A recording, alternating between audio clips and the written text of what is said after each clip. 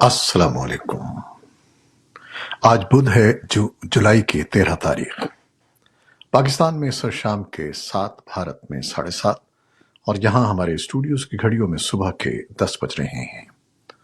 Voice of America Washington کی Urdu service سے میں ہوں خالد حمید، خبروں کے ایک بلیٹن کے ساتھ۔ امریکہ کے صدر جو بائیڈن منگل کی رات واشنگٹن کے قریب جوائنٹ بیس اینڈریوز سے اسرائیل کے لیے روانہ ہوئے، جہاں سیاسی افراتفری کے نتیجے میں ایک نگراں حکومت قائم ہے۔ یہ نگراں حکومت اس سال کے آخر میں ہونے والے انتخابات تک کام کرے گی۔ سینئر اسرائیلی حکام کے مطابق امریکہ اور اسرائیل جمعرات کو یروشلم اعلامیہ کے نام سے ایک مشترکہ بیان جاری کرنے کا ارادہ رکھتے ہیں، جس کا مقصد آنے والے برسوں میں دونوں ممالک کے تعلقات کے لیے روڈ میپ کے طور پر کام کرنا ہے۔ صدر بائیڈن سعودی عرب میں بھی قیام کریں گے۔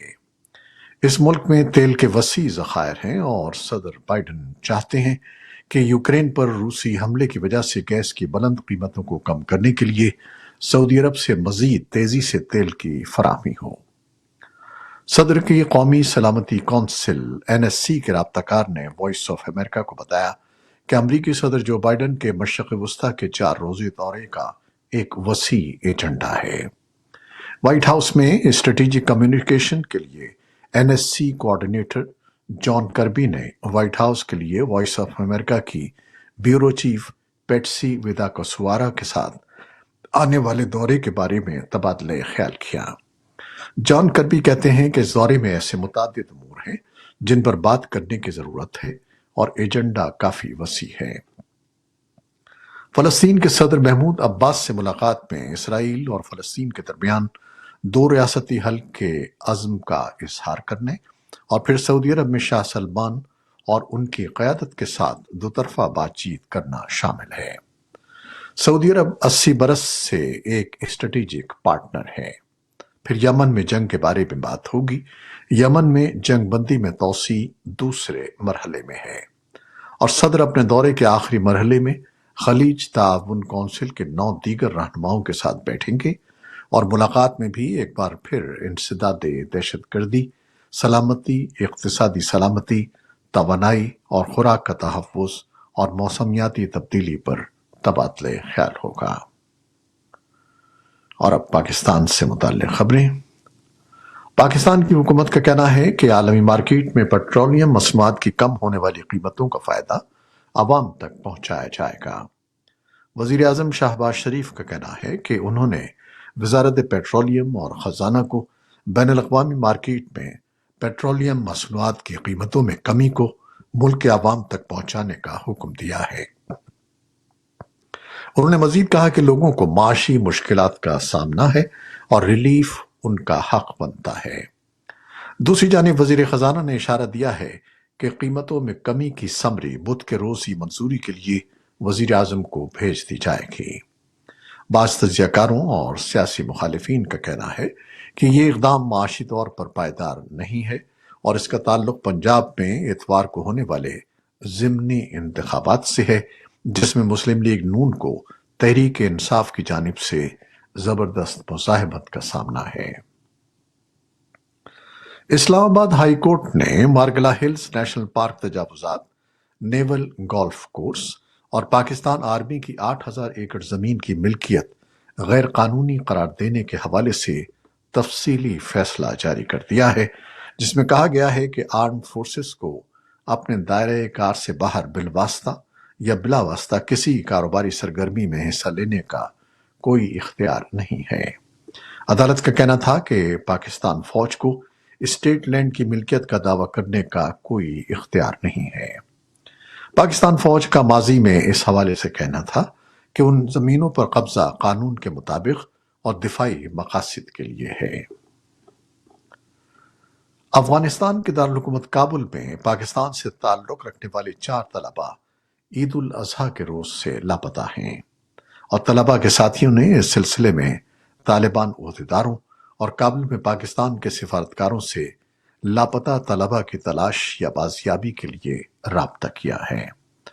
کابل میں موجود پاکستانی طلبہ نے وائس آف امریکہ کو بتایا کہ 4 لاپتہ طلبہ کا تعلق قبائلی ضلع باجوڑ سے ہے اور یہ چاروں دو مختلف نجی یونیورسٹیوں کے میڈیکل کالجوں میں تعلیم حاصل کر رہے تھے۔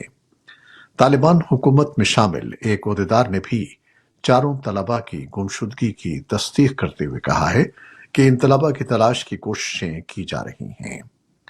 طلباء کے فراہم کردہ اعداد و شمار کے مطابق کابل، جلال آباد اور افغانستان کے دیگر اہم شہروں کے نجی اور سرکاری تعلیمی اداروں میں پاکستان کے 1000 سے زیادہ طلباء زیر تعلیم ہیں۔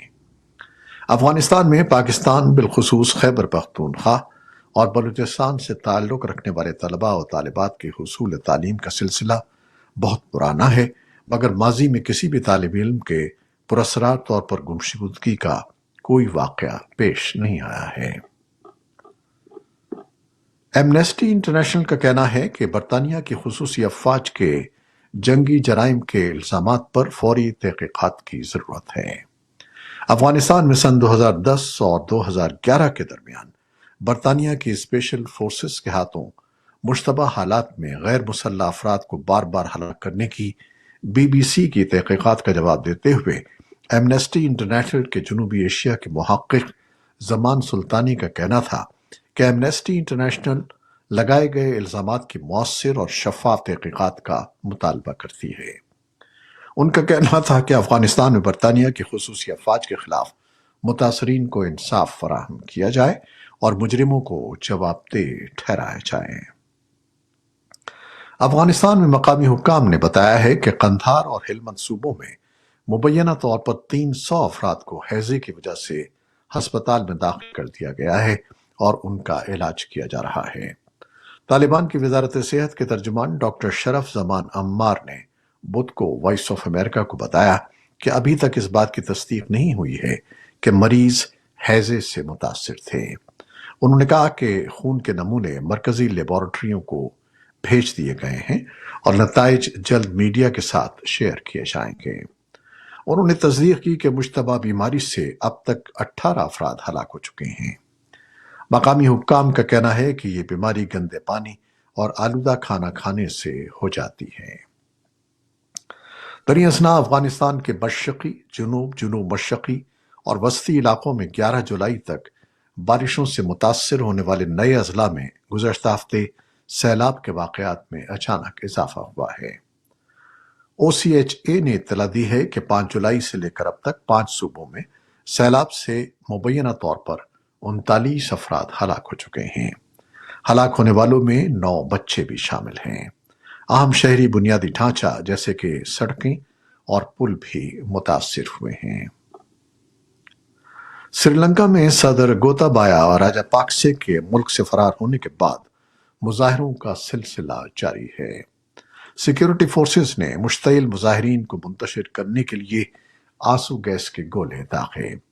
صدر گوتابایا راجاپاکسے کے منگل کے روز فرار کے بعد وزیر اعظم رانیل وکرما سنگھے نے ملک بھر میں ایمرجنسی نافذ کر دی ہے۔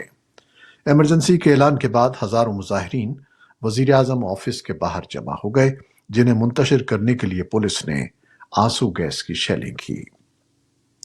مظاہرین مطالبہ کر رہے تھے کہ وزیر اعظم وکرما سنگھے اپنے عہدے سے استعفیٰ دے دیں۔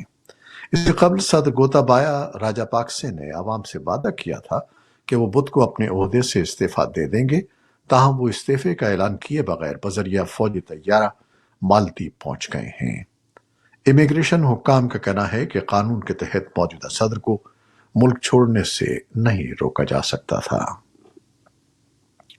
روس، یوکرین، ترکی اور اقوام متحدہ کے حکام آج بدھ کو استنبول میں ملاقات کرنے والے ہیں تاکہ بحیر اسود کی یوکرینی بندرگاہوں سے اناج کی برآمدات دوبارہ شروع کی جا سکیں۔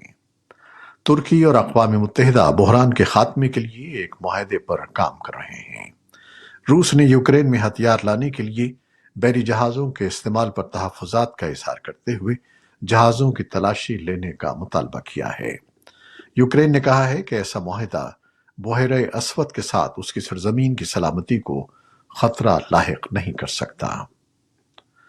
برطانیہ کی وزارت دفاع نے بدھ کو کہا کہ توقع ہے کہ روسی افواج سلویانسک اور کراماتورسک شہروں کے قریب چھوٹے قصبوں کو اپنے قبضے میں لینے پر توجہ مرکوز کر رہی ہیں کیونکہ وہ مشرقی ڈونباس علاقے کا کنٹرول سنبھالنے کی کوششوں میں ہیں۔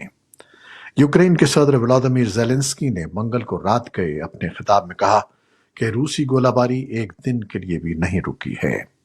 ڈونباس میں جارحانہ کوششیں جاری ہیں اور وہاں کی صورتحال آسان نہیں اور نقصانات کم نہیں ہیں۔ یوکرین نے منگل کو کہا تھا کہ جنوبی یوکرین میں گولہ بارود کے ایک ڈپو پر طویل فاصلے تک مار کرنے والے میزائل حملے میں 52 روسی مارے گئے ہیں۔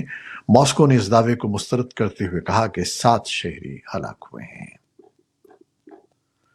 امریکہ چین کے بڑھتے ہوئے اثر و رسوخ کے پیش نظر بحر الکاہل کے خطے کو مزید سفارتی اور مالی مدد دینے کا وعدہ کر رہا ہے۔ نائب صدر کاملا ہیرس نے بدھ کے روز فجی کے شہر سوا میں منعقد ہونے والے پیسیفک آئی لینڈ فورم سے ایک ویڈیو خطاب میں یہ عہد کیا۔ نائب صدر ہیرس نے کہا کہ امریکہ فورم کے لیے ایک ایلچی مقرر کرنے اور ٹونگا اور کریباتی میں نئے سفارت خانے کھولنے کا منصوبہ بنا رہا ہے۔ ہیرس نے یہ بھی کہا کہ صدر جو بائیڈن کی انتظامیہ نے امریکی کانگریس سے سالانہ $60 بلین کی درخواست کی ہے جو ماہی گیری کی امداد، سمندری تحفظ اور موسمیاتی لچک کے منصوبوں کے لیے موجودہ فنڈنگ کو 3 گنا کر دے گا۔ امریکی محکمہ دفاع نے بتایا ہے کہ اس نے شام کے اندر ایک ڈرون حملے میں داعش کے ایک رہنما کو ہلاک کر دیا ہے۔ یو ایس سینٹرل کمانڈ نے ایک نیوز ریلیز میں بتایا ہے کہ ماہر الاجل کو منگل کے روز ایک ڈرون حملے میں ہلاک کر دیا گیا جبکہ ایک نامعلوم سینئر عہدیدار شدید زخمی ہوا ہے۔ اقوام متحدہ نے اپنی ایک تازہ رپورٹ میں کہا ہے کہ دنیا کے کئی جنگی علاقوں میں ہزاروں بچوں کو گزشتہ سال جنسی زیادتی، معذوری اور موت سمیت سنگین مظالم کا سامنا کرنا پڑا ہے اور اب یوکرین سمیت تنازعات کے نئے خطوں میں بچوں سے متعلق خدشات میں اضافہ ہو رہا ہے۔ بائیڈن انتظامیہ لوگوں پر زور دے رہی ہے کہ وہ کووڈ وبا کے بارے میں نئے سرے سے احتیاط برتیں، بوسٹر شاٹس لینے اور اندرونی مقامات پر ماسک پہننے کی اہمیت پر زور دیں۔ یہ انتباہ ایسے وقت میں سامنے آیا ہے جب ملک بھر میں 2 نئی انتہائی منتقلی کی صلاحیت رکھنے والی قسمیں تیزی سے پھیل رہی ہیں۔ نئی قسموں کو BA4 اور BA5 کا نام دیا گیا ہے اور یہ اومیکرون کی ذیلی قسمیں ہیں جو امریکہ میں تقریباً تمام وائرس کے پھیلاؤ کے لیے ذمہ دار رہی ہیں اور پہلی اقسام سے زیادہ متعدی ہیں۔ وائٹ ہاؤس کے ڈاکٹروں نے بوسٹر ڈوز لینے کی اہمیت پر زور دیا ہے۔ یہ تھیں وہ خبریں جو فیس بک لائیو پر ہم نے آپ کے لیے پیش کی۔ ہماری ویب سائٹ، یوٹیوب اور پوڈ کاسٹ پر یہ بلیٹن آپ کے لیے پوسٹ کر دیا جاتا ہے۔ آپ ہمارے بلیٹن کو شیئر کرتے ہیں اور اپنے کمنٹس میں اپنی محبتوں کا اظہار کرتے ہیں جس کے لیے ہم آپ کے بے حد ممنون ہیں۔ اپنی ان محبتوں کا سلسلہ جاری رکھیے گا۔ خالد حمید کو اب اجازت دیجیے گا۔ اللہ حافظ۔